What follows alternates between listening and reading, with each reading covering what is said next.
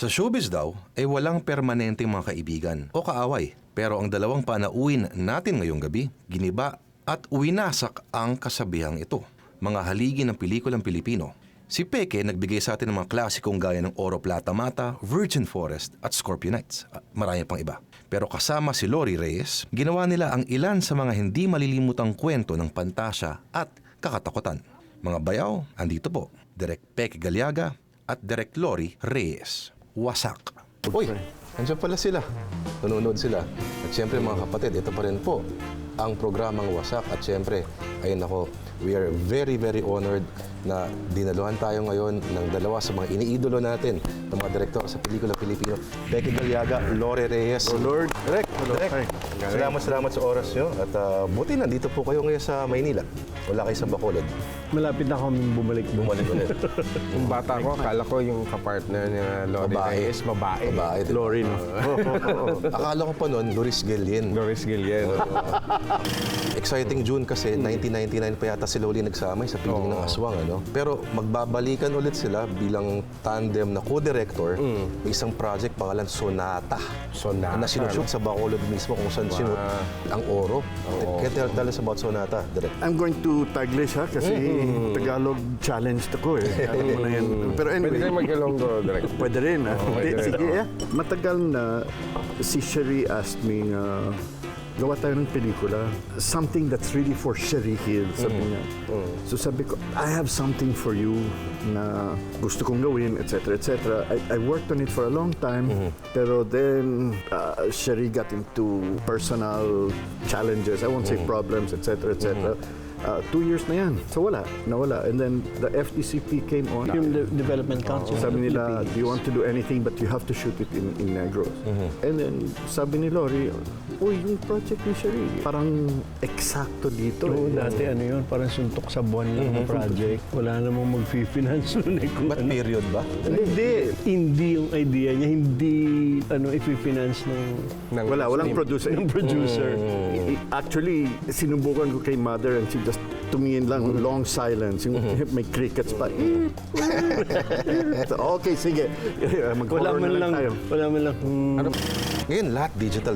Pero nakalaki Pinoy Blonde. Pinoy Blonde, oo. Pero yun, ay producer ka sa Pinoy Blonde, tama? Ikaw nagdi-direct. Unital din yun, no? Parang Pero Unital. it was one of the early digital endeavors talaga, no? Tapos ngayon, lahat may digital na. Ano pakiramdam nito? Parang kang pioneering feeling. Hindi naman pioneering feeling. Pero ang laki na ng in advance naman ng mula noon. Ang bilis. Malakas ang loob ni Tony Gloria. Actually, sabi ni Tony Gloria, at one point, he was involved with an indie film, I forget which. Then he looked at us and said, wala kayong script dyan Anong meron kayo dyan na na hindi maintindihan? Hindi maintindihan. Ganon, ha? Ganon. Quote unquote. Hindi maintindihan. Sabi ko, yeah, there's one that may flap kami. I don't know which flap it was. Now, when you have a flap, alam mo because nobody gives you a job for a long time, di ba? Your phone doesn't ring. So, I started writing it and that was the time that si Andrew Cunanan killed Versace. Sino ba yun? Versace, yes. So, the character became Andrew Cunanan, di ba? Etc. So, I just wrote it and then, of course, and everything I write, he translates also into street Tagalog. So, anyway, sabi ko, well, I have something that people won't understand. And totoo naman, a lot of people didn't understand it. Feeling ko hindi pa ang ibang generation pa makakaintindi na. Paano minsan ang dynamics ng relationship niyo pag kunyari, ikaw producer at siya director, tapos yung pareho naman kayong producer, paano yun minsan? Pag ako line producer, talagang he stops worrying about logistics. So, Ikaw yung dirty work. enjoy siya. Dirty work and at the same time, stupid work. Even in my married life, basta pera, sa misis na.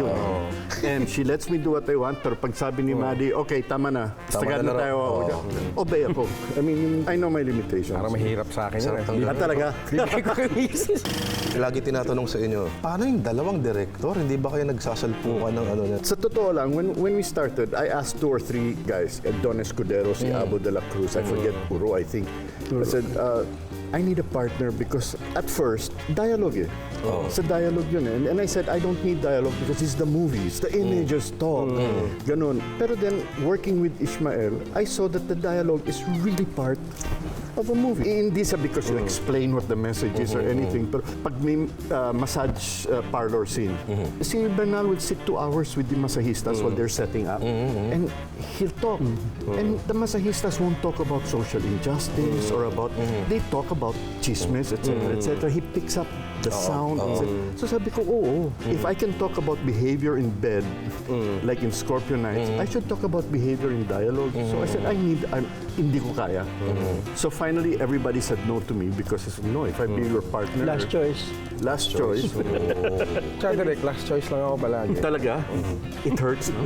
Oo. Papalitan ng araw ako eh. So anyway, ang nangyari, sa umpisa, alam ni Lori na pumapasok siya dito. I was the one who was spearheading the creative. Kasi ang galing niya sa production talaga. State manager. But as we moved from dialogue and from the Tagalogness of the Filipino-ness of a particular scene, pumapasok na si Lori. And then somewhere there, wala na yung mga... Pero hindi totoo na hindi kami nagka-clash.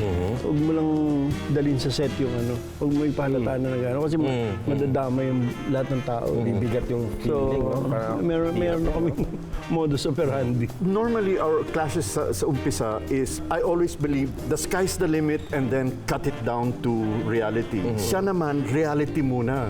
So I would fight, Lori, naman eh. I mean, okay. Lori, shucks. Di, okay lang magbasa. Lori, ano ba? I mean, we're limiting ourselves right before. Yun ang source of... So, sige, gagawin mo to. Remember, this is gonna be thrown away. Palagi na lang yung practical considerations come. Which I'm not saying is Sa yung secondary. left brain. In a Tama. way, Tama. So, kasi sabihin ni Peque, let's do sequence 2 to 8, all rain effect. Okay. Ang ganda niyan. Ganda yan. Pero ano yung sacrifice mo in return for what we spend? Yung gagastusin natin para dun sa rain effect na mga 3 araw yan ng rain effect. Grabe.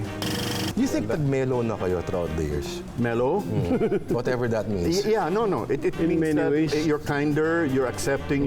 Compromise is not a bad thing in the movies. You always have to compromise with time, with everything. And so there's a Mas matagal level pa of... po kayong nagsama kaysa sa mga pamilya yun, no? Sa oras? Sa oras? Yeah, there was a time, yes. Yes. Oo, siguro yung mula 1987 hanggang 99. Oo. Yeah. Yes. Sa mga anak nga ni Direk Peque, isa nga lang daw yung napuntahan niya na pinanganak. The rest nasa shooting siya. Tama ba, Direk? Oh.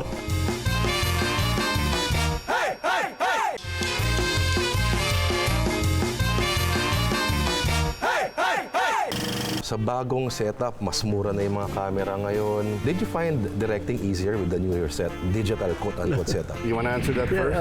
In a way, oo. Kasi pag nagtitipid ka sa film, ang hirap. Ito, take ka lang ng take. Diretso sa computer. Hindi lang yun. Inggit na inggit ko kay Coppola, for example. You see them at work. Roll. Film yun, okay? So rolling, blah, blah, blah. He'll walk onto the camera. No, I think you should. Hindi siya Habang nag-roll. Yeah, okay, the fine. Dati si Coppola lang nakakagawa na pumapasok sa eksena na hindi nagkakat. Pero, back of your head, meron pa rin kayo mga iba pa rin pelikula. May ganun ba kayo? I'm not a purist. I'm not a purist. Remember, when sound came in, all the Correct. people at the time, something was lost. Then when color came in, mas maganda yung black and white. I think that's snobbery. Pero sabi nga nung yung director of photography namin ngayon, si Mark Gary, Americano. Sabi Si Mark niya, Gary, what we si Mark miss Gary. about film is the imperfections. Yung grain, yung konting flicker.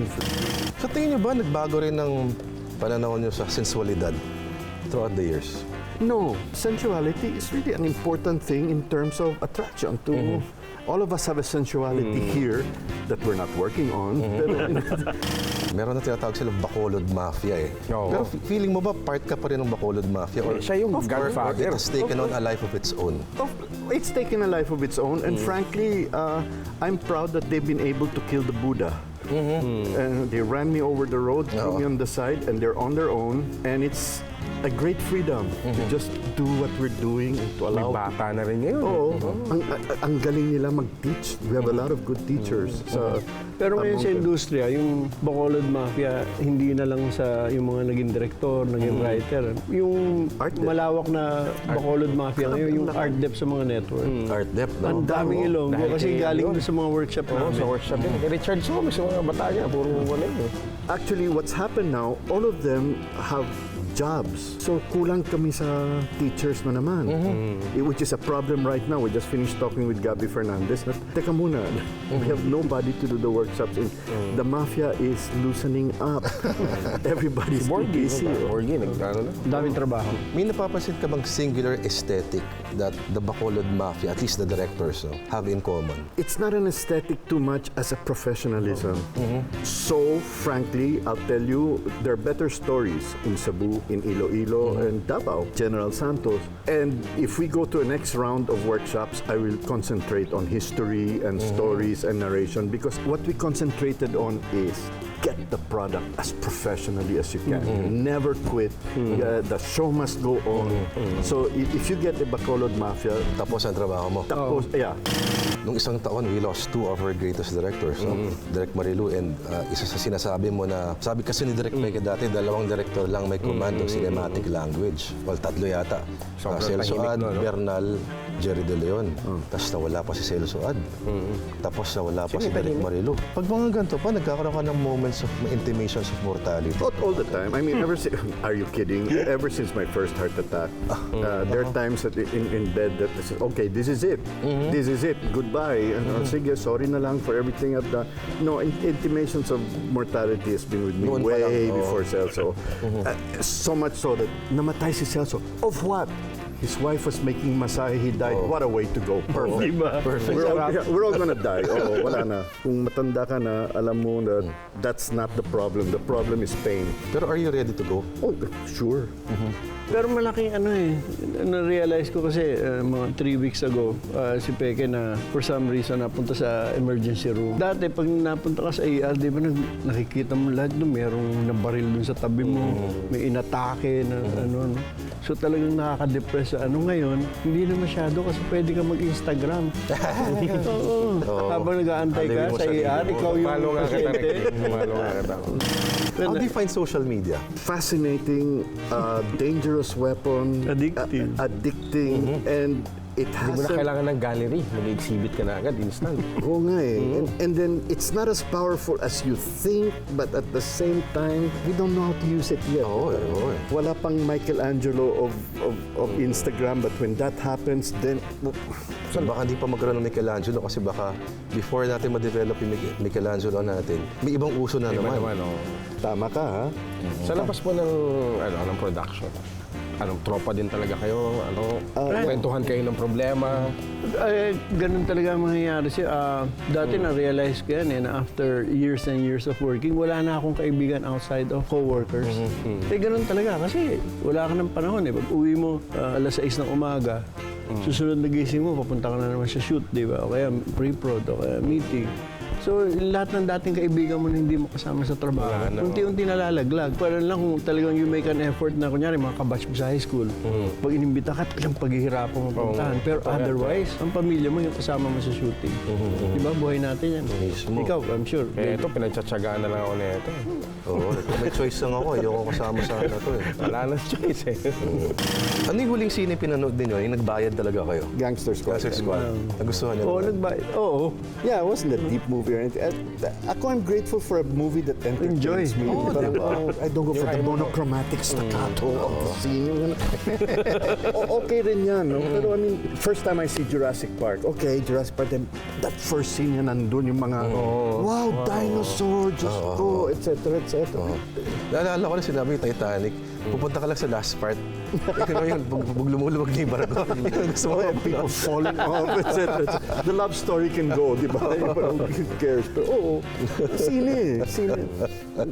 Si Lilia Contapa katrabaho niyo na palagi yun. Always. Kita mo, sikat si Lilio ngayon. Ha? Grabe, Next week, no? naman naabot ng ganong status si Lilio. Tsaka ano, di Kaya ba ba? naka-discover kay Lilia? Paano nangyari? No, she was in the industry Ano na yun? a long time. Regular na yun sa industry talaga dati. Kaya lang, talagang ang daming beses namin siyang ginamit in memorable roles, hindi extra. But what happened was we were doing Shake 2. Shake 2, yeah, Aswang with Richard Gomez Aswang with- and Manilin, Manilin. Ana Oh, siya yung Roses. pinakasikat na extra, no?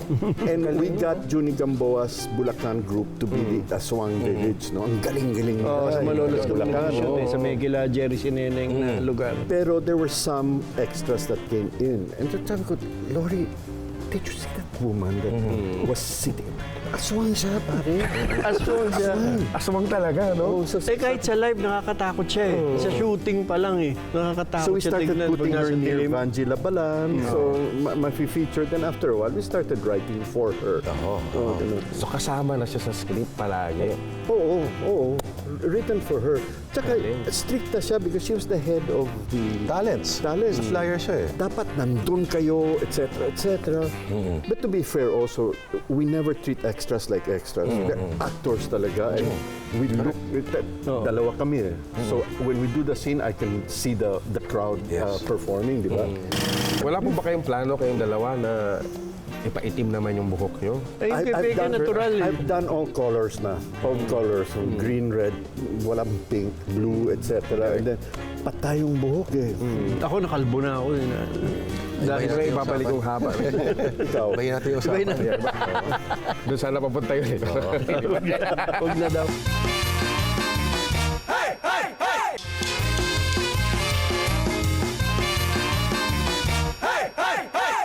Anong komentaryo nyo sa mga bagong henerasyon ng mga direktor ngayon? Because of digital ba, may iba silang aesthetics? Paano ba to? Beautiful stories.